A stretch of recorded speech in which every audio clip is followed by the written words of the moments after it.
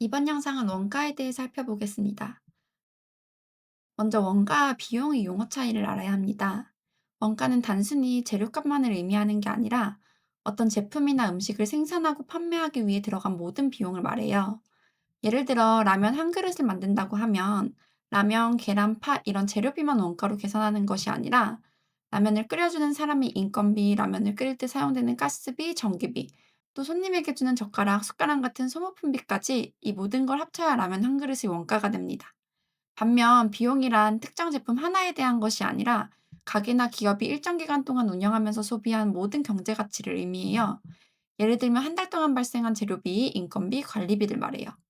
즉 원가는 한 그릇, 한 개, 한 메뉴 같은 제품 중심이라면 비용은 한 달, 1년 기간 중심입니다. 그래서 원가는 결국 비용에 포함되는 개념이에요. 시험에서는 제품 중심 표현이 나오면 원가, 기간 중심 표현이 나오면 비용을 고르시면 됩니다.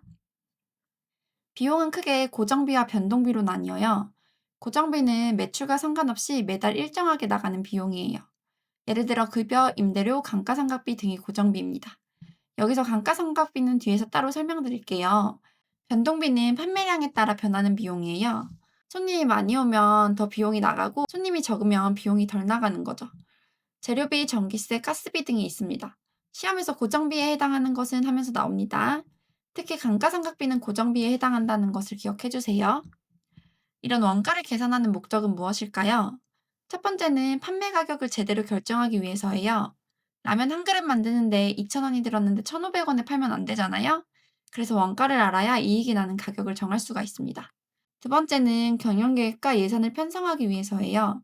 가게나 회사는 앞으로 얼마 동안 얼마를 벌고 얼마를 쓰고 어디에 투자할지 계획을 세워야 하잖아요.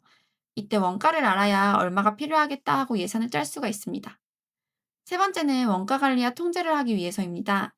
원가가 갑자기 오르면 왜 오른 건지 원인을 찾아보고 낭비되는 부분이 있다면 줄이고 더 효율적으로 만드는 방법을 찾는 거죠. 마지막으로 원가는 재무제표를 작성할 때도 꼭 필요해요. 재무제표는 가게나 회사의 성적표 같은 건데 이번 달 수입, 지출, 이익을 보여주는 중요한 자료예요. 이때 원가를 정확히 계산해야 재무제표도 정확하게 작성할 수 있습니다. 이어서 원가 계산의 원칙도 살펴볼게요. 원가를 계산할 때는 이런 것들을 꼭 지켜라라는 기준이 있어요.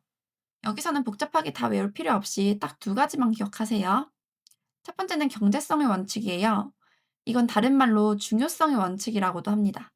시험에서 경제성의 원칙을 다른 말로 무엇이라고 하는가 하고 나오면 중요성의 원칙을 고르시면 됩니다. 두 번째는 정상성의 원칙이에요. 시험에서 원가 계산의 원칙이 아닌 것은 하고 비정상성의 원칙이 등장해요. 비정상성 아니고 정상성의 원칙입니다. 이제 원가의 3요소를 볼게요. 원가는 크게 세 가지 요소로 나눌 수 있어요. 첫째는 재료비예요. 재료는 말 그대로 음식에 직접 들어가는 원재료의 비용이에요. 재료비는 재고 조사를 통해 재료 소비량을 파악한 뒤 재료 소비 단가를 곱해서 계산하면 됩니다. 여기서 포인트는 구입량이 아니라 소비량이라는 거예요. 시험에서 재료비 공식은 했을 때 재료 구입량 곱하기 재료 구입 단가를 고르시면 안 돼요. 재료 소비량 곱하기 재료 소비 단가가 맞는 공식입니다. 둘째는 노무비, 즉 인건비예요. 조리사, 조리보조 인력 등 조리에 직접 참여한 사람들이 노동 비용을 말합니다. 셋째는 경비예요. 재료비와 인건비를 제외한 나머지 모든 비용이에요. 임대료, 감가상각비, 가스비, 전기비 등이 여기에 해당합니다. 이렇게 재료비, 노무비, 경비를 원가의 3요소라고 합니다.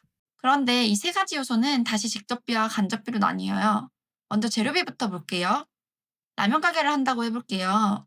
라면 한 그릇을 만들 때 라면 한 봉과 계란 한 개, 파 조금 쓴다고 가정해볼게요. 라면 한 봉은 가격이 정확히 정해져 있죠. 계란도 한 판에 30개니까 구매 가격 나누기 30을 하면 바로 한 개의 원가가 돼요.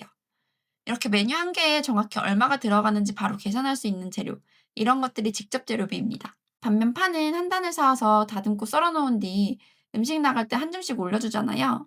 이건 정확히 몇 원어치가 들어갔는지 계산하기 어려워서 대략적인 사용량만 추정할 수 있어요. 이렇게 정확한 단위당 원가 계산이 어려운 재료가 간접 재료비에 해당합니다. 다음은 노무비예요. 노무비는 말 그대로 사람이 노동에 대한 비용이에요. 실제로 라면을 직접 끓이는 조리사 월급은 직접 노무비에 해당해요. 노동이 제품 생산에 직접 들어간 경우입니다. 반면 조리를 돕는 보조 인력의 급여는 간접 노무비에 해당합니다. 그리고 중요한 점이 있는데요. 판매한 급여는 원가의 3요소에 포함되지 않아요. 판매원은 라면을 조리하는데 참여하지 않았기 때문에 나중에 판매관리비로 분류됩니다. 그래서 원가의 3요소는 정확히는 뒤에서 배울 원가의 구성 중 제조원가의 3요소에 해당되고, 판매원 급여는 원가의 구성 중에서 판매관리비에 해당합니다. 마지막으로 경비입니다. 경비는 특정 메뉴와 직접 관련이 있는지에 따라 나뉘어요. 직접 경비는 외주 가공비가 대표적이에요. 외주 가공비는 특정 메뉴를 만들기 위해 그 메뉴만을 위해 외부에 맡긴 비용이에요. 예를 들어 라면집을 운영하는데 김치를 직접 담그기는 번거로워서 외부 업체에 주문한 경우, 이 김치는 라면 제공을 위한 김치니까 직접 경비에 해당합니다.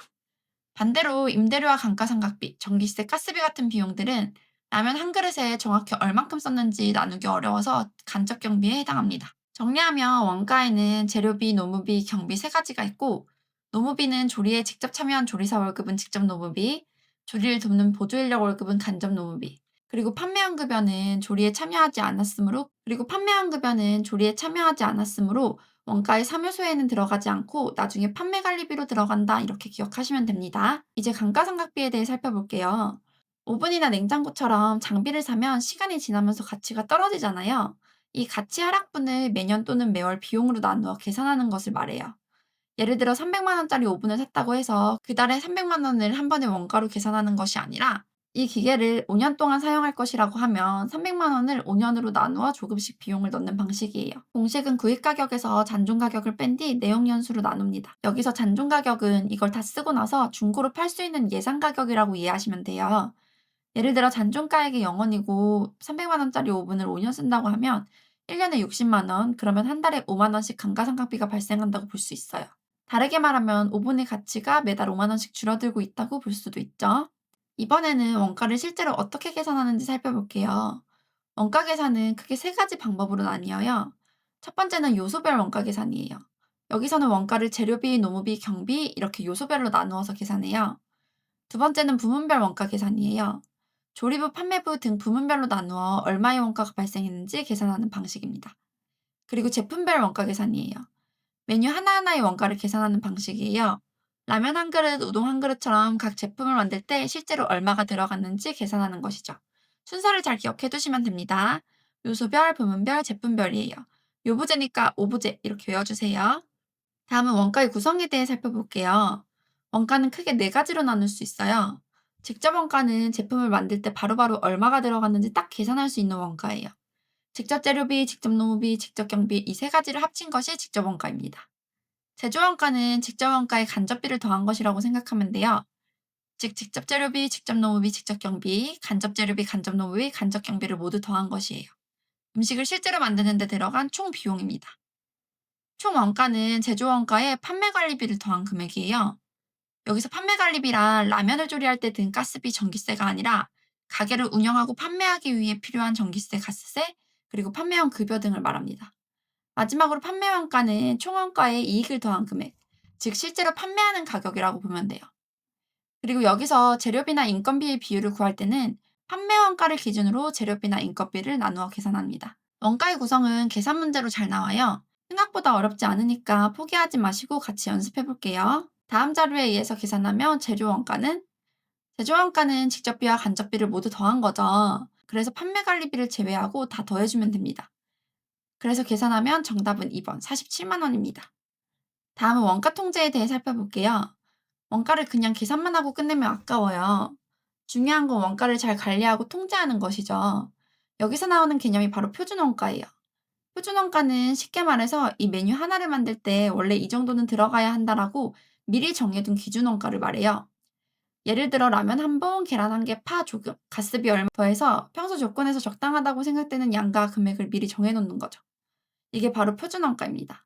반면에 실제로 장사를 하다 보면 재료가 좀 더 들어갈 때도 있고 가스비가 생각보다 더 나올 때도 있죠. 이렇게 실제로 발생한 원가를 실제원가라고 합니다.